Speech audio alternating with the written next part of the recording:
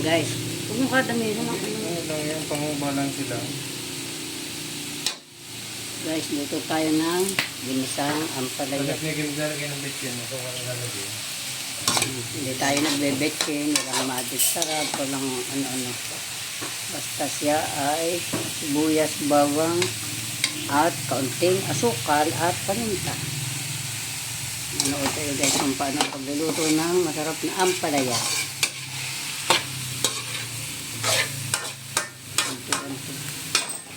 Pag malapit na yung maluto, lagyan natin yan ng mga 2 itlog.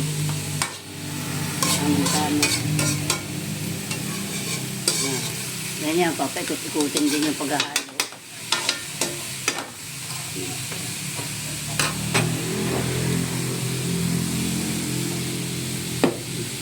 Lagyan natin ng kaunting asin.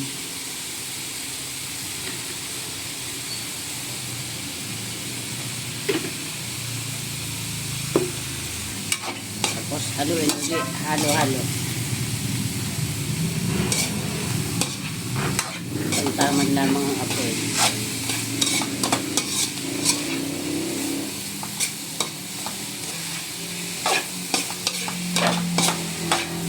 Dalawang itlog.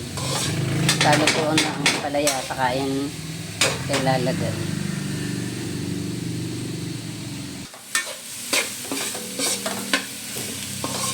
Lalagyan ng kamatis, mahal na kamatis. Wala na kamatis. Siguro ang mahal. Sarap din naman naman ng kamatis. Ang importante yung ampalaya. Yan ang masustansya. Nasa rin natin wala ng paminta.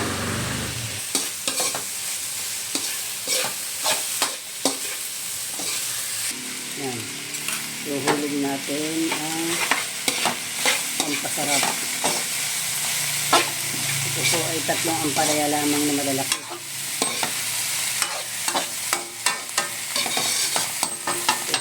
Ihulog ang binating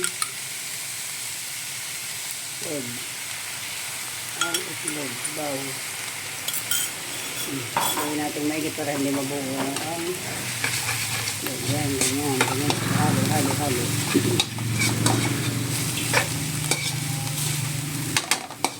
Sarap niyan guys.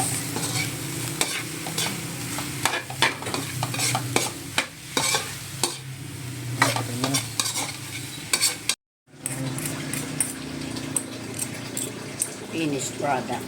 Ito. Luto na. Ang ating ginisang ampalaya na may itlog. May egg. Sarap. Kain tayo guys. Ampalaya finish. Ginisang ampalaya.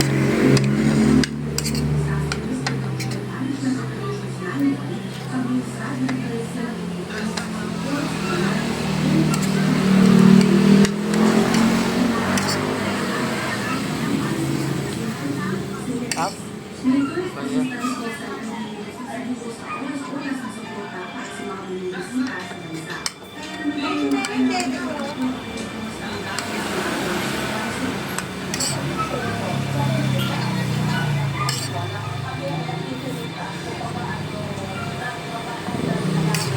ang palaya, napakagaling sa katawan natin. Napakarami itong naano ng mga sakit.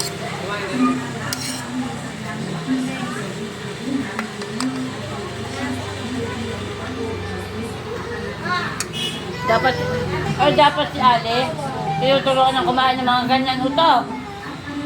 Dapat si Ale tinuturuan kumain ng mga ganyan ampalaya. Para hindi na siya mapait.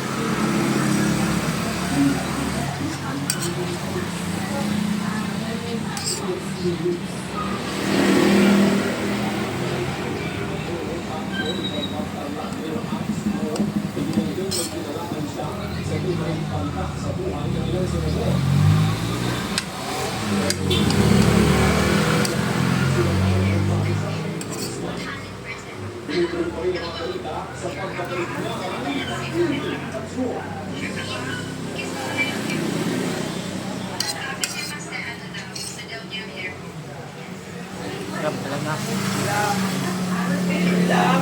Kain kayo!